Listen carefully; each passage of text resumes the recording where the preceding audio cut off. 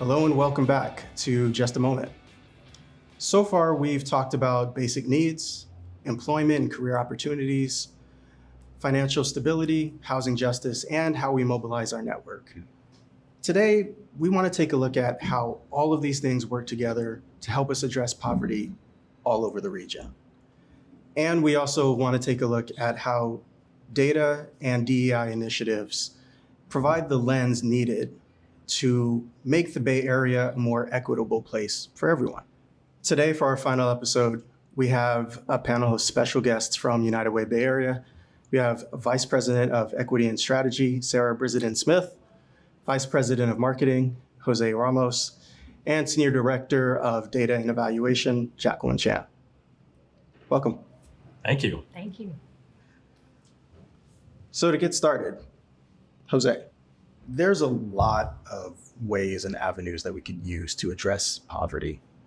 I wonder if you could tell us how we settled on the four that we do address and give us a little background on how we get to this moment now where we are. Yeah, sure, Jason. So it's obviously taken a whole ton of work and a whole ton of learning over the course of really the last century that United Way Bay Area has been in existence. We are the latest cohort of United Way employees, but there's been generations of United Way employees that have come before us and worked really hard on trying to solve this problem. And they've learned a lot in terms of going through that experience. We've leaned a lot in terms of our partner agencies who are out in community and a lot of times have their finger on the pulse of what's happening on a local basis that we learn an awful lot from. But we've also learned a lot from our clients over the years who, in the course of sharing their experience with us, we've learned a lot about kind of what they've gone through from experiencing poverty, and especially as that's kind of changed over the generations as the nature of the Bay Area and the economy here has changed over the years. I think one of the most important things that we've learned along the way is that it really does take a village to solve the problem. I don't think any of us would say that United Way is going to be the only organization that solves it for our region. So that network that you mentioned earlier, which includes policymakers and includes other nonprofit organizations, institutions, corporations, volunteers, all of those folks have really come together to be the foundation for what our program portfolio and our strategy looks like today. So, obviously there's a lot involved there in terms of how we got here, but I think at a high level, that's kind of how we ended up here today. So when you talked about our mission and you talked about the four pillars, basic needs, employment and career opportunities, financial stability, and housing, which is the most recent pillar. All of those, in terms of our client experience, a lot of times work sequentially. They don't have to work sequentially, but a lot of times they work sequentially on top of that network to actually get the work done. Mm-hmm. Yeah. Sarah, one of the things that is very, special about UWBA is that we also like to include DEI work, diversity, equity, and inclusion into everything that we're doing. But why is that important now? A lot of people, a lot of companies, a lot of places are talking about it, but why is that important for what we're doing here? Yeah, thank you for that question, Jason. I would venture to say it's always been important. I think we're in a moment now where people are starting to recognize it, and there have always been people that have done this work. So I want to really kind of lift that and honor it. And in recent years, we're starting to see that folks are realizing that if they haven't been a part of the work, that there really should have been. This is all of our work, to Jose's earlier point. And I think with us being an organization that is over a century old now, we have both the opportunity and a responsibility to kind of be at the forefront of really doing this work and having it be foundational to the way that we support and serve communities. Yeah, and that makes sense, but how are we actually doing that? Sure, yeah. I think after having been at the organization for about a year, one of the reasons I wanted to work with United Way was looking at the orientation and the philosophy behind how we do DEI work, right? So a lot of times DEI work is an initiative and it's separate from the other work that happens in an organization. That isn't true here, right? It's at the center of all of our pillars because we understand that our communities are not affected in one area around equity, right? It affects housing, it affects economic opportunities, it affects education. And so when we look at our communities from a holistic perspective, it's important that we really think about, how we do our work and the way that we show up in communities really needs to have that foundation and that piece. The first step for us was really putting together a DEI action plan. Mhm. And so what I love about that process is that we really reached out and looked at how our partners saw us, what we were doing well, what we could do better, and we're able to come up with something that was actionable, 54 steps to be exact. And so we've started looking at how do we need to set ourselves up to be successful in addressing that action plan. And so we've spent a little over a year figuring out what are the foundational components that we need. And from that, we've reestablished and formalized our DEI council, which is composed of both staff and leadership. And so now we finally are in a space where we can move into implementation, right? And I think that's always a piece that feels like it's a bit missing, right? It's beyond the statements of support, and it's beyond kind of the being in support of communities in the talk and moving into the walking space, right? Which is where I think we're settling in that space. It's still early for us, but we're incorporating learnings into our staff meetings, into our department team conversations, and even into our book club.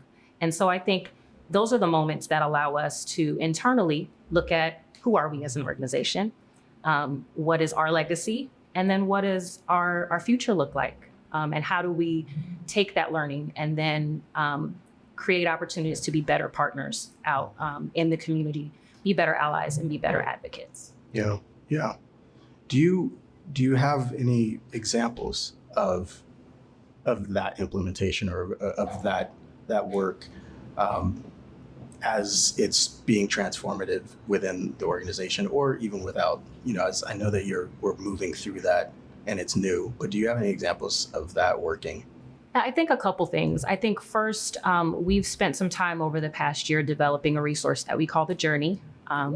And most recently have shared it with the external world. But it's an opportunity for us to thematically look at a variety of issues related to diversity, equity, and inclusion, and figure out ways in which we can advance our own learning, be really thoughtful, ask questions about the things we don't understand, and really take the time to look at the systems, policies, and institutions that affect the communities that we serve here in the Bay Area.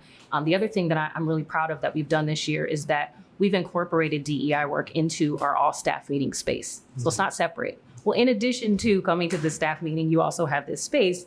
It's built in, right? So we get, an hour or 90 minutes for us to do kind of workshop and training within that space. And it's usually grounded in whether it's housing justice. We just recently did a workshop that was in partnership with our policy team. So really looking at what are the connections between equity work and policy? And there are many, right? Yeah. So we're taking that time to really try and make those connections first for our staff so that when we're able to go out in community, we understand the needs of the community that much more and we can be that much more effective. Yeah, that makes a lot of sense. And to your point about, what we have to learn and continuing to learn, that I imagine that the data work that we're doing is really important to that. And so I'm curious, how are we using data to inform the decisions that we're making about programs, but also how we advocate for policies that we do support? Yeah, we are using data in a lot of ways at United Way Bay Area.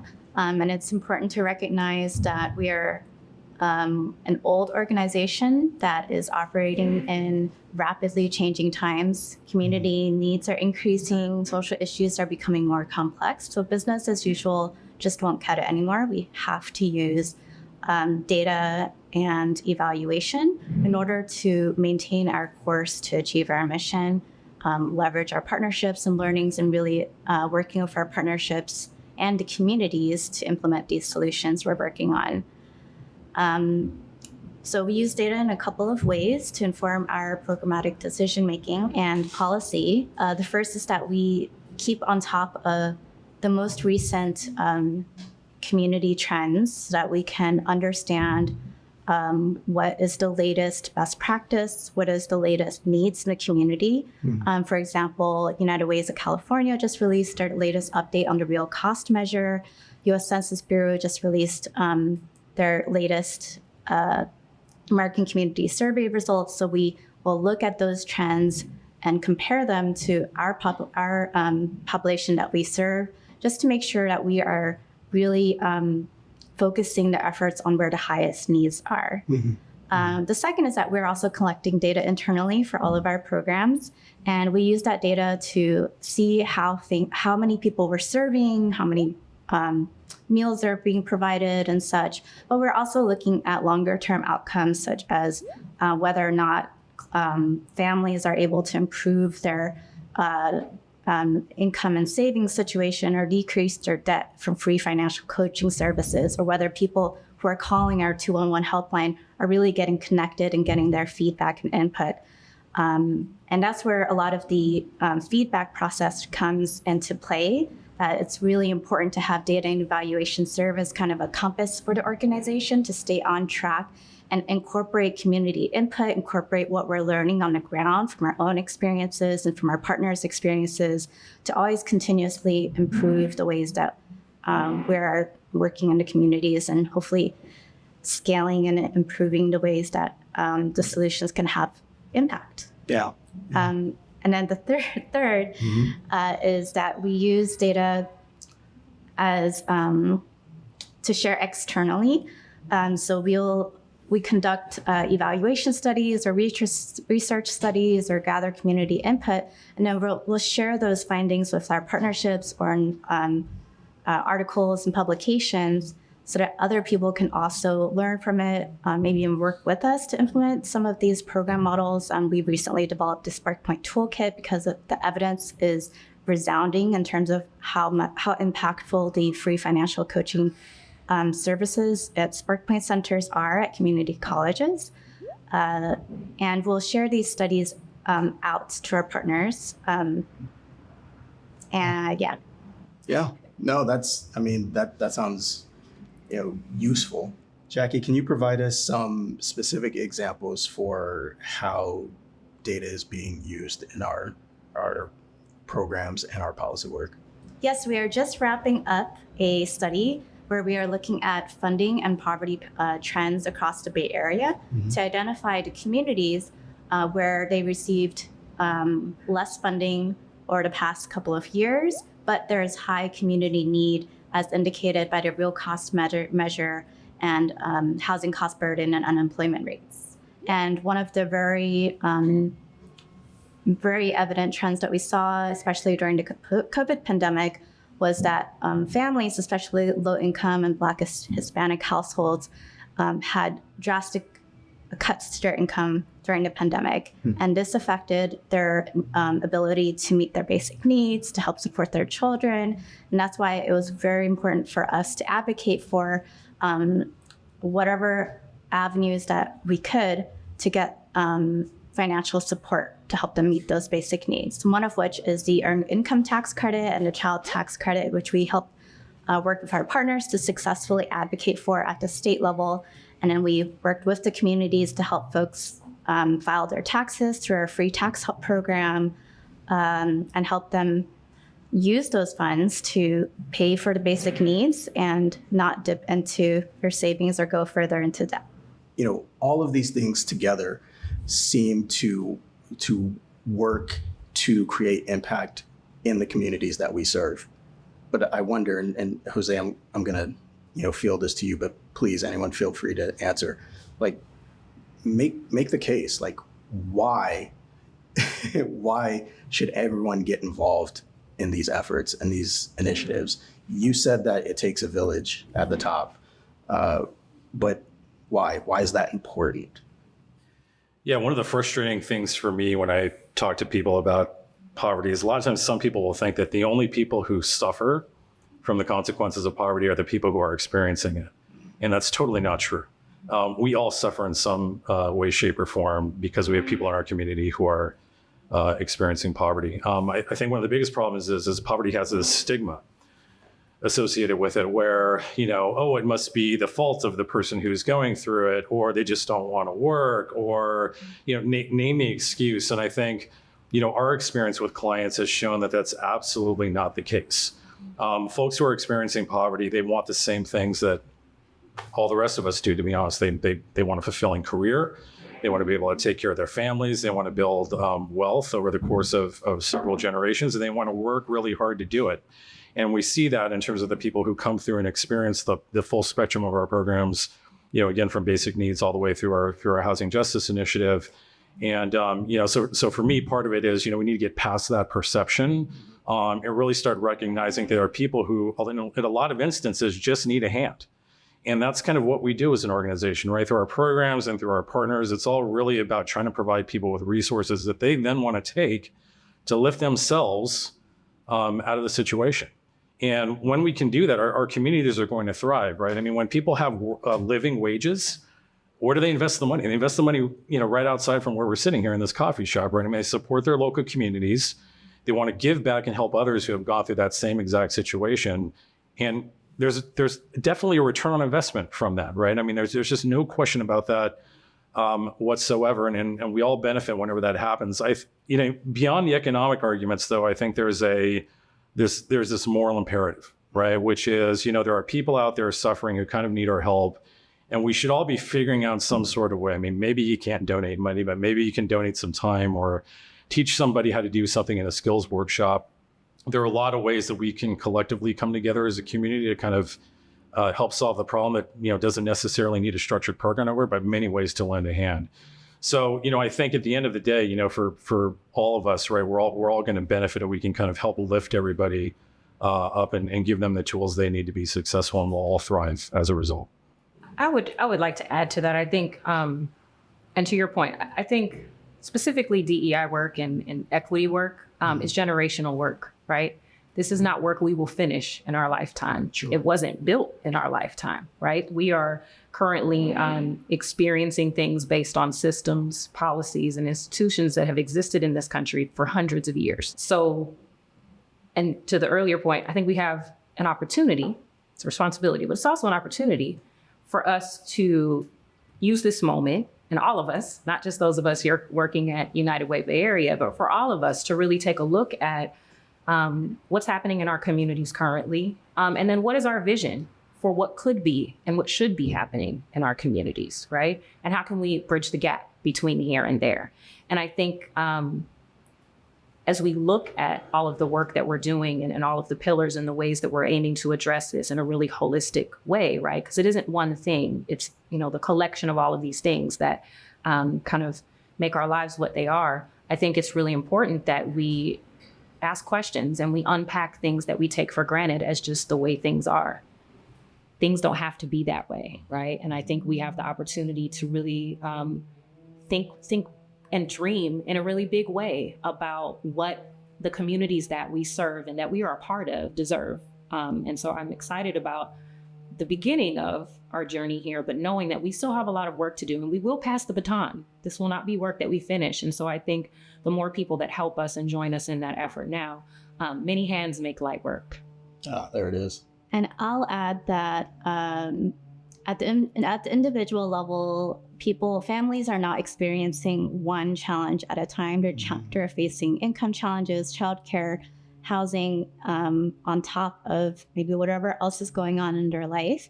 And each of our organizations in this ecosystem of social impact organizations serve different needs in a family. And so the more that we all work together, the better we can help those families out. And then at a higher level is the need to change the systems that caused that condition in the first place. And that needs to happen as a community. So United Way Bay Area participates in a lot of regional coalitions and local committees in order to actively change the systems, whether it's related to affordable housing or access to basic needs or emergency response. We're working on the ground with our partners to be proactive and advocate for better policies and systems to put into place. Jose, you mentioned everyone getting involved. What are some specific ways that people can get involved? There are lots of ways to get involved, Jason. Lots of ways. Certainly the work that we do requires investment from the community. So we have everyone from corporations investing financially in our body of work. We also have a lot of individual donors and philanthropists who give. So, if you're interested in helping to provide some of the financial fuel for the organization so we can get this work done, we welcome that. You can just go to our website and find multiple ways that you can go ahead and make an investment in this work. You can also lend your time. Look, we have people who sign up to volunteer either because through their place of work. We do quite a few events with corporations and pairing them up with our agencies to do volunteer work. And then we also have, for folks who might be interested, say, in the public policy aspects of the work that we do, we'll have opportunities for them to actually engage as well, particularly as we go into, election years when there's important legislation we think is relevant to advancing the progress that we're making on the poverty front. Folks can sign up for that on the website as well. And then I also encourage people, look, maybe you want to volunteer more locally. We have, as we start off this conversation with, a vast network of partners that you can learn about all of those partner organizations we have. If you live in Contra Costa County, you can go to a page on our website for Contra Costa. It'll list the agencies that we work with there, or any other one of the eight counties that we serve. And you can certainly look into those organizations as well who help us actually deliver our programs out into communities. So we welcome whatever way people want to get involved, whether it's financially or with your time, but it all really helps and makes a big dent in terms of trying to address the poverty issues in our region. It sounds like we didn't get here alone, and we're not going to make change alone. It really does take everyone. Sarah, Jose, Jackie, thank you. Thank you. Thank you. And thank you for sticking with us through this series. If you want to learn more about how UWBA is fighting poverty, want to be able to access the journey, sign up for our newsletters, any information that you need, you can find us online at uwba.org and on socials at UWBay Area. And join in the conversation. Make sure you use the hashtag #TheWorkUWBA.